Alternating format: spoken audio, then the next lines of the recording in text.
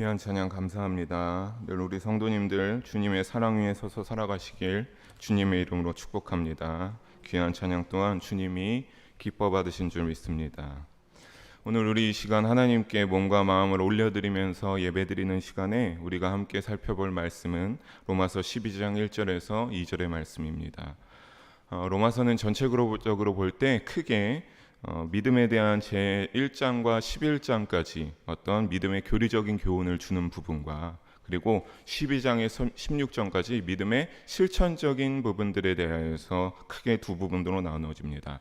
그런데 오늘 우리가 본 부분은 실천적인 부분에서 12장 1절에서 2절의 말씀 그 첫 부분의 권고에 대한 서론 부분을 봤는데, 여기에서 모든 실천적 권고의 근원이 되는 하나님 앞에서 우리 믿음을 가지고 살아가는 성도들이 어떤 자세를 가지고 살아가야 될 것인가를 보도하고 있습니다.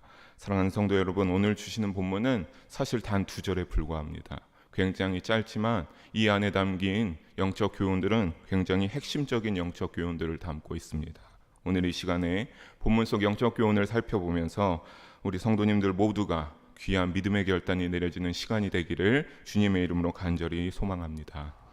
먼저 우리 1절을 보게 되겠습니다. 1절을 보게 되면 그냥 이렇게 시작하게 되는 것이 아니라 1절을 보게 되면 그러므로 라고 하는 접속 부사로 오늘의 말씀이 시작하고 있음을 볼 수 있습니다. 다시 말씀드리겠지만 1장에서 11장까지는 어떠한 부분이었습니까? 그러니까 믿음에 대한 이론적인 부분이라고 생각하는 것이 좀 더 쉽겠습니다.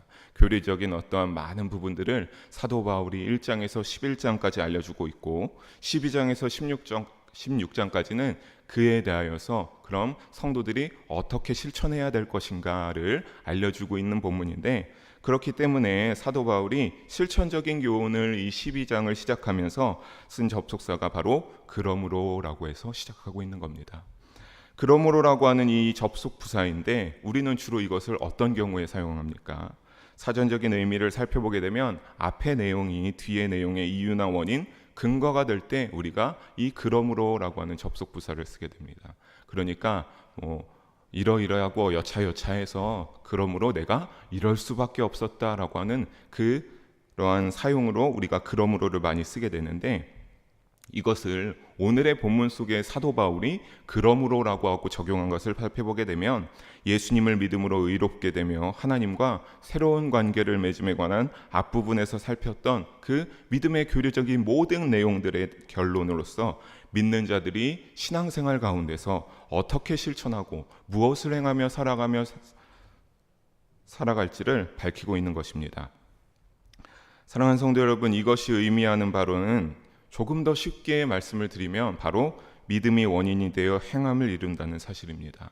그러니까 1장에서 11장까지 모든 믿음이 어떠한 것이다 라고 했으니까 이것을 통하여서 그러므로 너희가 이제는 어떻게 살아가야 된다라고 하는 것을 행하고 있다라고 하는 겁니다. 우리의 감리교 창시자 존 웨슬리 목사님도 이와 같이 말하였습니다. 믿음은 우리 안에 역사하는 하나님의 행위이다. 그것은 우리를 변화시키며 하나님의 사람으로 거듭나게 한다. 따라서 믿음이 끊임없이 선한 행위를 하지 않는다는 것은 있을 수 없는 일이다 라고 존 웨슬리 목사님도 말하였습니다. 또 야고보서 2장 22절에 보게 되면 이와 같이 나오고 있습니다. 우리 함께 한 목소리로 읽어봅니다. 내가 보거니와 믿음이 그의 행함과 함께 일하고 행함으로 믿음이 온전하게 되었느니라. 이 말씀의 뒷받침을 따르는 것으로 보고 존 웨슬리의 목사님을 보게 되면 결국에는 무엇입니까? 믿음이 있어도 행함이 없으면 그 믿음은 잘못된 믿음이고, 믿음은 있는데 믿음은 없는데 행함만 우선시한다라고 하면 그것조차도 잘못되었다라고 하는 겁니다. 조금 더 쉽게 비유를 말씀해 드리면 바퀴가 달린 수레가 있는데 그 수레는 바퀴가 딱 2개밖에 없는 그러한 수레입니다. 그러면은 만약에 한쪽의 바퀴만 사라져도 그 수레는 움직일 수 없다라고 생각하는 것과 똑같은 겁니다. 믿음이 없는 행함이 있을 수 없고 행함이 없는 믿음이 있을 수가 없습니다. 즉 그래서 믿음 없는 행함도 행함 없는 믿음도 어떻게 되는 것입니까? 다 헛것이 되어버린다라고 하는 것을 잊지 마시기 바랍니다. 그러므로 사랑하는 영일 성도 여러분, 반드시 믿음과 행함이라는 이 두 바퀴가 우리의 믿음의 삶 속에 같이 맞물려 잘 돌아가서 우리가 균형을 이룬 올바른 믿음의 소유자가 되기를 주님의 이름으로 축복합니다. 이어서 우리가 계속 1절을 보게 되면 사도 바울은 뭐라고 말하고 있습니까? 내가 하나님의 모든 자비하심으로 너희에게 이와 같이 권한다라고 말하고 있습니다. 그러니까 어떻게 살아야 할지 권할 것인데 무엇으로 권하는 겁니까? 하나님의 자비하심으로 내가 너희에게 너희가 이렇게 살아라라고 내가 권하고 있다라고 하는 겁니다. 여기서 모든 자비하심으로 근거로서 너희가 어떻게 살지를 밝히고 있는 것인데, 모든 자비하심은 헬라어 원어로 볼 때 오이크티르몬이라 하는데 여기서 복수형으로 쓰여져 있습니다. 그래서 하나님이 우리를 선택하심, 부르심, 의롭다 하심 등, 그러니까 복수형으로 써져 있어서 이 모든 것을 다 하나님의 자비하심에 아우르고 있는 겁니다. 하나님이 우리를 선택하시고, 우리를 선택하시면 하나님이 우리를 믿음의 자리로 부르시고, 그 믿음의 자리에서 우리를 의롭다 하여 주셨다라고 하는 그 모든 믿음의 어떠한 그 행위도, 우리가 아는 것들이 다 이 하나님의 자비하심에, 그러니까 하나님의 끊임없는 우리에게 주시는 은혜롭다라고 할 수 있는 그 긍휼의 하나님의 태도들이 이것에 다 들어있는 것으로 생각할 수 있습니다. 그래서 좀 더 쉽게 한 문장으로 말씀드리면 사도 바울이 하나님의 긍휼을 통해서 권한다라고 하는 것인데, 1장부터 11장까지 다시 말씀드리지만 교리적인 부분으로 믿음에 대하여 기록한 모든 것이 이 자비하심에 포함됩니다. 즉 사도 바울이 믿음의 교리적인 모든 부분을 가리켜 하나님의 자비하심으로 너희에게 권한다라고 말하고 있습니다. 그렇다면 사도 바울은 무엇을, 과연 이 말씀 가운데 무엇을 권하고 있는 것입니까? 우리가 1절을 함께 한 목소리로 다시 읽어보도록 하겠습니다. 그러므로 형제들아, 내가 하나님의 모든 자비하심으로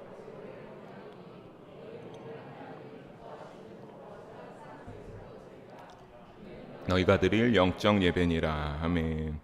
뭐라고 권하고 있습니까? 우리의 몸을 어떻게 하라고 하는 겁니까? 하나님이 기뻐하시는 거룩한 산 제물로 드릴 것이며, 이것이 우리가 드려야 할, 너희가 드려야 할 마땅한 영적 예배다라고 사도 바울은 권면하고 있습니다. 우리가 이 부분을 잘 묵상해 보면 거룩한 산제물로 우리 몸을 드릴 때 하나님이 어떻게 한다라고 하십니까? 하나님이 그때에서야 너희를 기뻐하신다라고 말하고 있습니다. 즉 하나님께서 기뻐 받으시는 것은 우리 몸을 제물로 하여 드리는 거룩한 산제사라는 소리입니다. 그렇다면 우리가 여기서 우리의 몸을 산제물로 하여 드리는 산제사라는 점을 강조하면 우리가 어떻게 생각할 수 있겠습니까? 우리의 생명을 하나님께 드려서 제사를 드릴 때, 그러면 우리가 그것을 좀 더 쉽게 생각하면 우리의 생명을 희생해서 하나님께 올려드릴 때 하나님이 기뻐 받으시는 예배가 된다라고 하는 소린가 라고 헷갈릴 수도 있습니다. 하지만 사도 바울이 요구하는 산제사는 죽은 제사의 정반대 개념입니다. 그렇다면 죽은 제사는 언제 나타났습니까? 구약시대에 나타났는데, 하나님께 구약시대에 예배드릴 때 어떻게 했습니까? 자기의 죄를 대신한 그 짐승이나 이런 것들을 데리고 와서 죽여가지고 태움으로써 하나님께 귀하게 제사를 올려드렸습니다. 하지만 이런 의미로 볼 때 구약의 예배는 죽은 제사인데, 하지만 정반대의 산제물이 되어서 산제사를 드리라고 하지 않았습니까? 구약의 시대처럼 죽은 제물을 가져다가 하나님 앞에 올려드리는 제사가 아니라 산제물로 산제사를 드려야 된다라고 사도 바울은 말한다는 것은 우리 몸을 하나님께 산채로 드려야 된다라고 하는 겁니다. 나의 생명을 희생하는 것이 아니라 우리가 지금 이렇게 눈뜨고 호흡하고 잘 살아가고 있는 이 상태로 우리가 하나님께 산제물이 되어서 산제사를 올려드리라라고 사도 바울은 말하고 있습니다.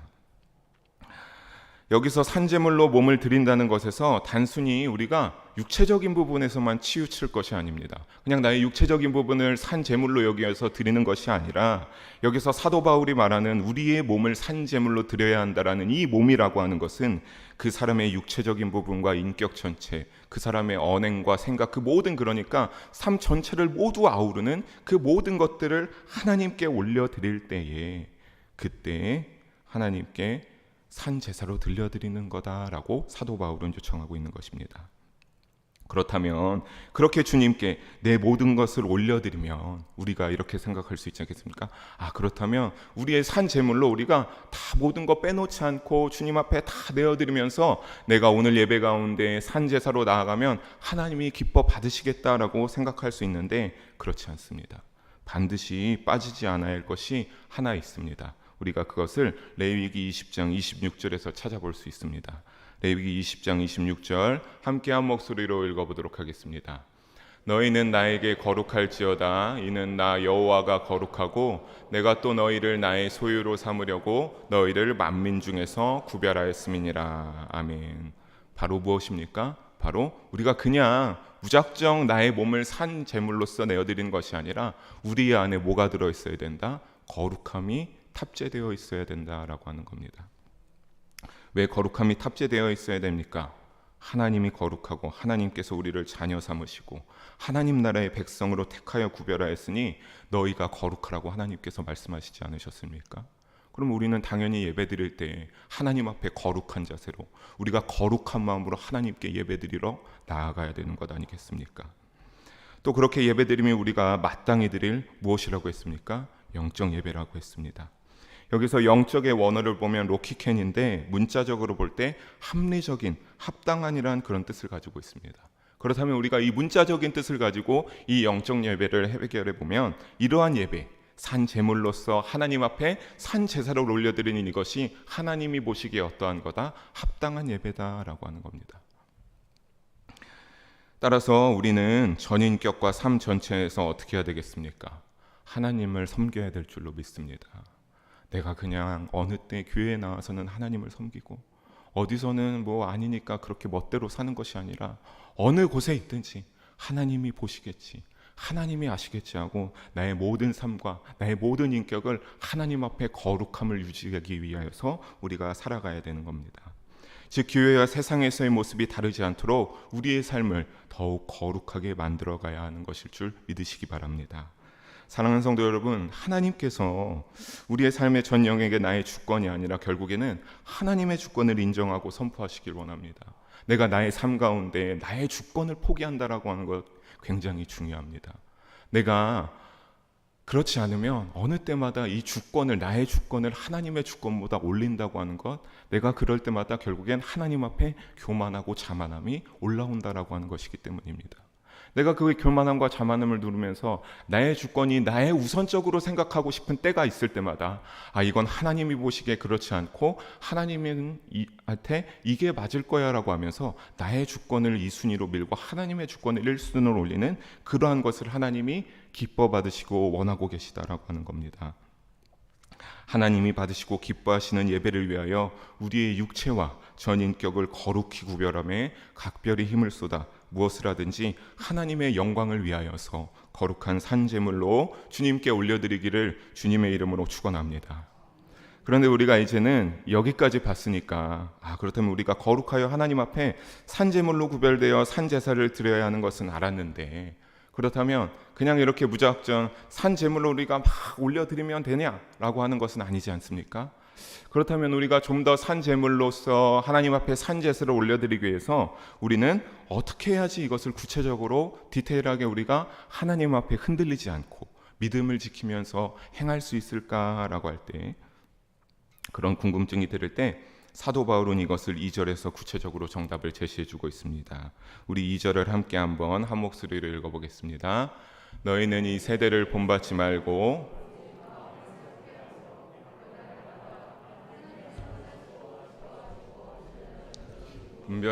분별하도록 하라.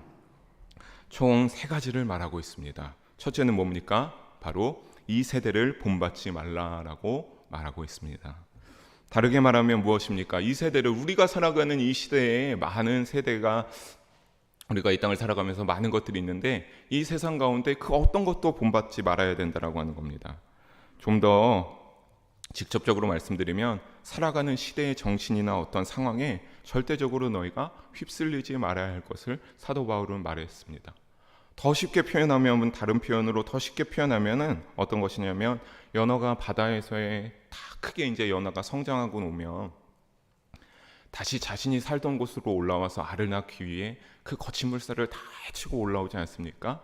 그러니까 우리가 그렇게 살아가야 된다라고 하는 겁니다.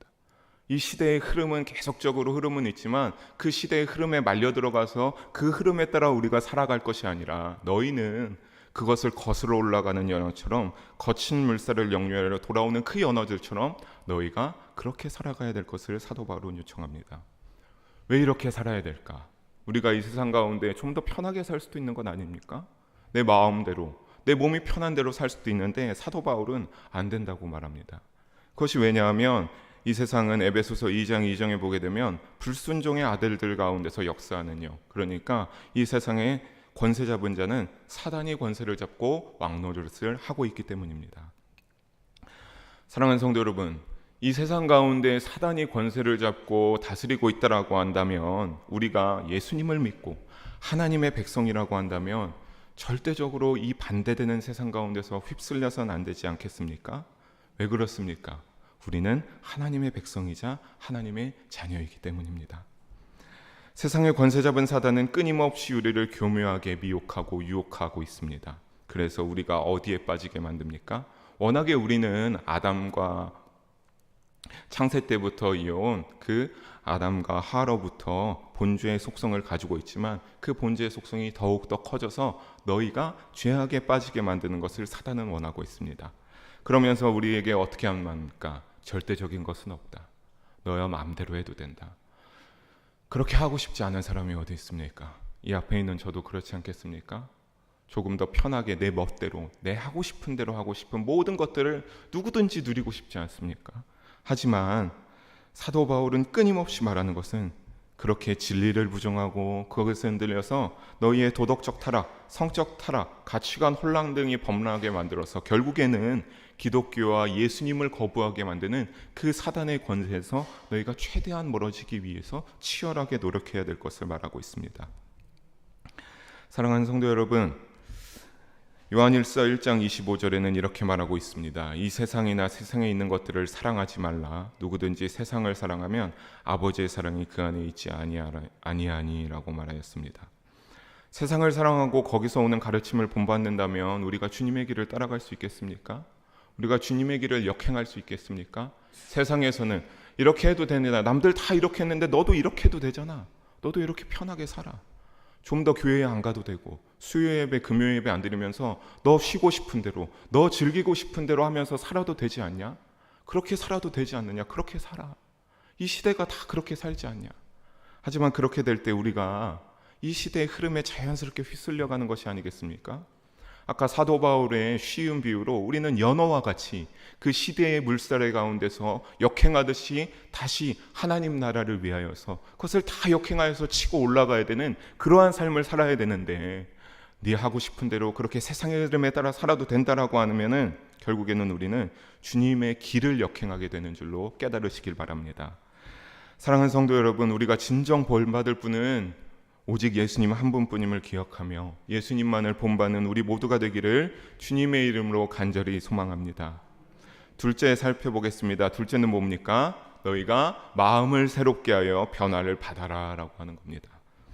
과거 우리가 예수님을 모르던 때는 에베소서 2장 2절을 다시 보게 되면 거기에서 보았던 것처럼 누구의 풍조를 따랐습니까? 이 세상의 권세 잡은 이 세상 사단의 풍조를 따르면서 살았습니다. 즉 말하는 것이나 생각하고 행동하는 모든 것이 거룩함이 존재하지 않고 이 세상 가운데서 내 하고 싶은 말한 대로 내 행동하고 싶은 대로 살았기 때문에 하나님을 기쁘시게 하는 산 제사를 드릴 수 없었습니다. 그렇다면 우리는 하나님을 기쁘시게 하고 산 제사로 나아가기 위해서 우리는 어떻게 해야 되는 겁니까? 그냥 그대로 그 자리에 머물러서 내 마음에 적당하게 그냥 그렇게 하나님을 믿는 믿음으로 살아가면 되는 것이 아닙니다. 우리는 하나님께서 그렇게 하기 위해서 사도 바울이 끊임없이 변화라고 하는 것처럼 우리의 성품을 새롭게 변해야 하는 그러한 노력이 우리에게 요구됩니다. 그렇지 않으면 우리는 어떻게 되겠습니까? 여전히 세상의 풍조에 따르는 사단의 권세 아래 있을 뿐이기 때문입니다. 그렇다면 누구처럼 우리의 성품이 변해야 하겠습니까? 우리가 성품은 변해야 되는데 그냥 내가 생각하는 어떠한 이 정도면 되겠지라고 하는 그 성품에 어떠한 롤모델이 있어야 되는데 그 롤모델은 누구냐라고 하면 바로 예수님이십니다. 하나님이 기뻐하신 유일한 사람, 그 어떤 것도 죄가 없었던 분, 그 기뻐하시는 예수님을 성품을 우리는 닮아가야 될 줄로 믿습니다. 그리고 예수님은 일평생 하나님이 기뻐하시는 삶을 사시다가 이 땅 가운데서 사시다가 올라가셨기 때문에 우리가 예수님을 닮아가는 성품이 되어야 됩니다. 근데 사랑하는 성도 여러분, 이거 너무나 잘 아시죠? 예수님을 닮아가며 살아야 된다. 예수님의 성품대로 살아야 된다. 너무 잘 아시지 않습니까? 교회 다니는 사람 중에 이거 모르는 사람 없습니다. 누구든지 나의 죽은 이후의 끝은 하나님 나라에 들어가기 위하여서 우리가 예수님을 믿으면서 살아가야 된다. 예수님의 그 보여줬던 모든 모습들을 따라가면서 살아야 된다라고 하지만 여러분, 나 자신을 볼 때 정말 그렇게 잘 따라가면서 살아가고 계십니까? 예수님의 성품을, 그 힘든 길을 아무런 조건 없이, 아무런 어려움 없이 잘 따라가느냐라고 하는 겁니다. 얼마나 어렵습니까? 너무나 잘하는데 그 성품을 쫓아가는 게 너무나 어렵습니다. 예수님께서는 나를 따라고 했는데 그 성품을 따라가는 것이 너무나 쉽지 않은데 왜 그렇습니까? 우리의 힘과 능력으로 애쓴다고 우리가 결단코 사단의 그 권세의 죄악에서 우리가 쉽게 벗어날 수도 없을 뿐더러 우리의 내면 가운데 여전히 무엇이 존재하기 때문에 죄의 본성, 원죄가 존재하고 있기 때문에 우리의 힘만으로는 그것이 쉽게 되지가 않습니다. 그래서 예수님은 어떠한 선물을 허락하여 주셨습니까? 예수님이 죽으시고 부활하셔서 올라가시기 전에 너희에게 어떤 선물을 주셨는지 요한복음 3장 5절을 함께 보겠습니다. 함께 읽어보겠습니다. 예수께서 대답하시되 진실로 진실로 내게 이르노니 사람이 물과 성령으로 나지 아니하면 하나님의 나라에 들어갈 수 없느니라. 아멘. 예수님께서는 물의 세례와 성령이 임하지 않으면 하나님 나라에 들어갈 수 없다고 합니다. 그러니까 예수님께서 그 모든 것을 아니고 너희가 그냥 물의 세례만 받고 끝날 것이 아니라 뭐가 반드시 우리가 하나님 나라에 들어가기 위해서 여기 있는 모든 성도님들과 저를 포함해서 반드시 필요한 것이 무엇입니까? 바로 보혜사 성령입니다. 예수님께서 그 너희의 힘만으로 되지 않음을 알고 보혜사 성령을 하나님 아버지께 요청해서 보내주었다라고 하지 않았습니까? 그렇게 성령이 우리에게 반드시 임해야 될 줄로 믿으시기 바랍니다. 우리에겐 성령이 필요합니다. 성령이 없으면 우리는 안 돼요. 반드시 우리가 있어야 됩니다. 왜 그렇습니까? 성령이 임해야 세상의 관세가 우리 내면에서 떠나가고 거룩함으로 새롭게 차오르기 때문입니다. 우리의 힘으로 밀어낼 수 없는 그 세상의 죄악들, 그 세상의 권세들을 내 힘으로 하지 못하지만 그것을 아시고 예수님이 성령을 보내주셔서 우리가 성령을 충만하게 받으면 그 성령이 그 죄악들과 점점 멀어지게 하고 우리가 점점 거룩함을 향하여서 갈 수 있게 해준다라고 하는 겁니다. 사랑하는 성도 여러분, 저는 그래서 여러분에게 늘 믿음의 삶을 살아가면서 반드시 성령을 너무나 사모하시기를 주님의 이름으로 간절히 부탁드리겠습니다. 여러분, 성령을 사모하십시오. 나의 마음 가운데, 나의 중심 가운데 성령님 임하여 주시옵소서. 성령님 충만하게 하여 주시옵소서. 그래서 사도행전에 그 많은 사람들과 같이 내가 그들과 같은 믿음의 길을 걸을 수 있다고 다시 한번 말씀드립니다. 간절히 성령을 사모하시기를 주님의 이름으로 축원합니다. 그래서 우리가 강권적인 성령의 역사와 충만함에 힘입어 성령과 동행하는 삶의 자리가 되기를 주님의 이름으로 축원합니다. 마지막 셋째 함께 한번 보겠습니다. 마지막 셋째는 하나님의 선하시고 기뻐하시고 온전하신 뜻이 무엇인지 분별할 것을 요청하고 있습니다. 하나님의 선하시고 기뻐하시고 온전하신 뜻이 무엇인지 분별하라. 근데 사도 바울은 로마서 11장 33절과 34절을 보면 이와 같이 말하였습니다. 우리 함께 한 목소리를 읽어보겠습니다.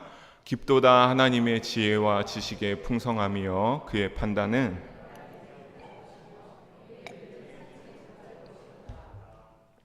누가 주의 마음을 알았느냐 누가 그의 모사가 되었느냐. 아멘. 사도 바울이 이와 같이 말한 것은 세상의 어느 누구도 하나님의 깊은 뜻과 그 생각을 알 수 없다고 해서 이렇게 말한 겁니다.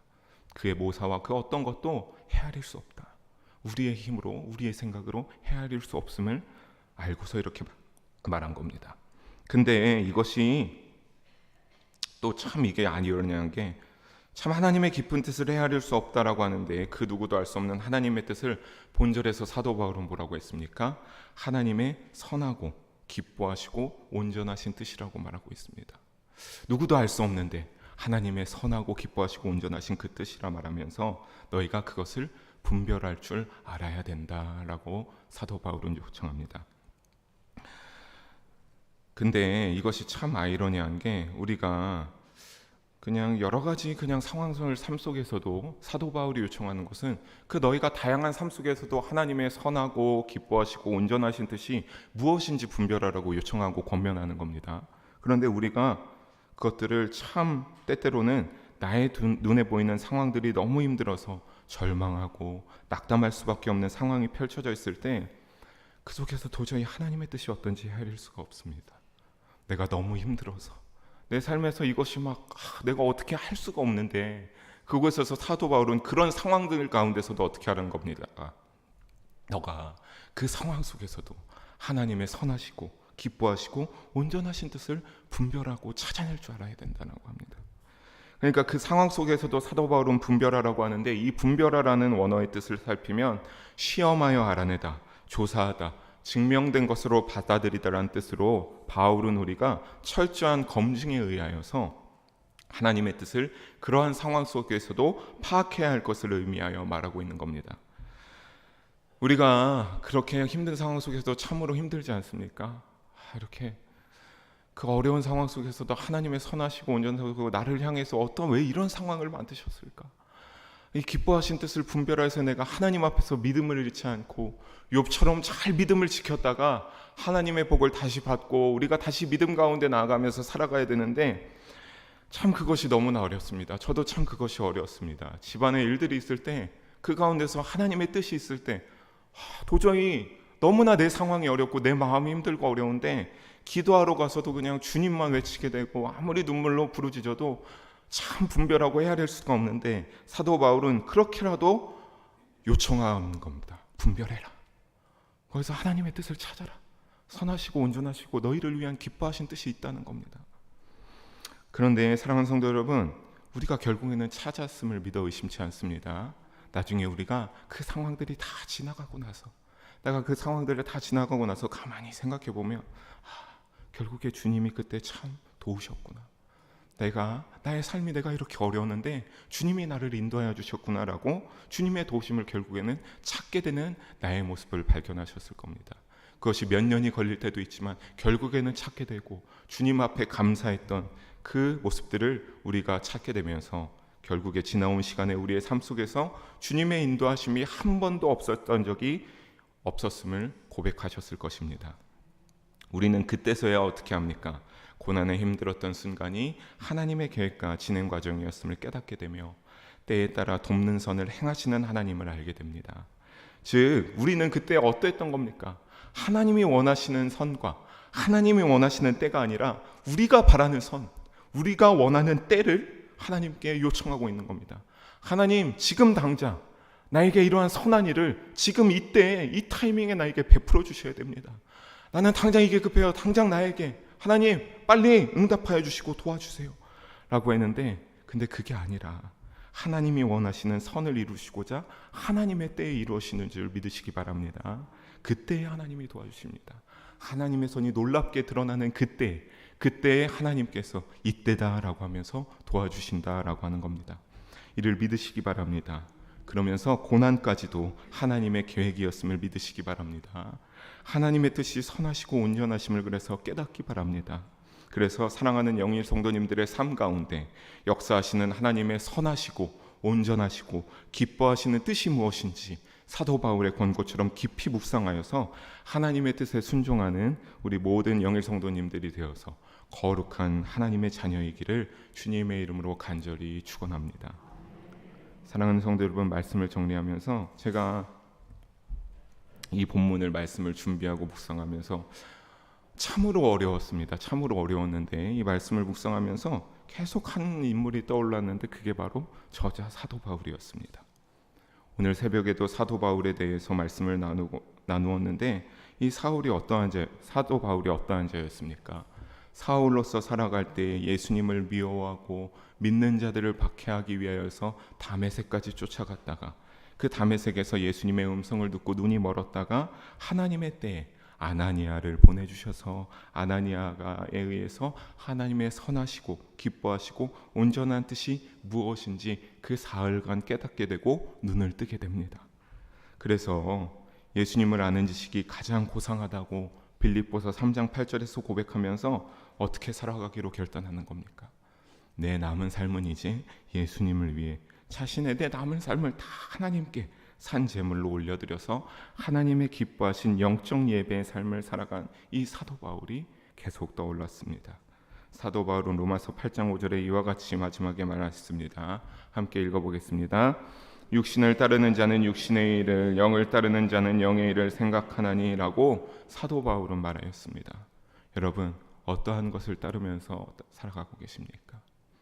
우리가 이처럼 말한 사도 바울의 믿음과 오늘 본문 속에 주신 영적 교훈들처럼 보혜사 성령을 따르며 하나님을 향하여서 산 제물로 우리의 삶을 영적 예배로 올려드리는 그리스도인의 자세로 살아가는 우리 모든 귀한 영일 성도님들 되시기를 주님의 이름으로 간절히 축원합니다.